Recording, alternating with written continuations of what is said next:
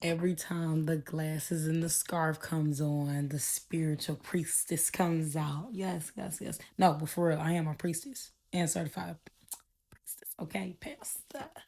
But anyway, speaking of pastors and stuff like that in churches, someone made a great point today that I follow on Twitter, basically saying that people leave church with more hate in their heart than they had when they was in it. And I think it's a great point because honestly, as a tarot reader, a priestess, I've helped numerous people and I still help people on the daily crossover into their spiritual path without even trying. What's a problem I notice I run into a lot with my clients and stuff, or people that just want to learn this stuff, is their problem with the confliction of the church and the religion standpoint. So, of course, a lot of us was raised in the South at that. So, I don't mean to mostly always talk to the Southern people, but I'm telling you, I guess I feel like it's a whole different ball game in the South because we're in the belt line, the Bible belt. So, what do you expect? But when you're becoming spiritual, you have to address your religious trauma, your church trauma, okay? It doesn't mean, of course, we want you to go back to church. But one day you may step in a church again. You never know. There's witches that walk in churches.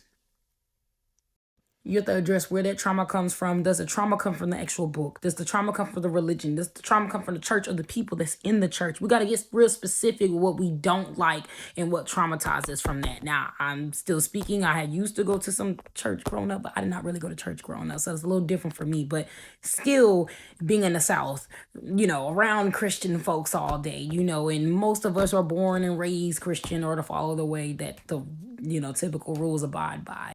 But becoming spiritual, you realize that it breaks all those concepts. You're just basically unwashing your mind. Now if you're, spiritual and Christian, you do your thing too. Cause I mean, at the end of the day, like I said, some of our ancestors practiced this stuff. You cannot like Christianity, but one of your ancestors practiced it. Now, of course, there's some history of where Christianity deprives from, but that's for another day. But like I said, it's about finding your path and unwinding, unwashing the things that have been forced into your mind and gaining your own perception and making it even healthier because before you know it, you never know, you'll have crosses on your altar.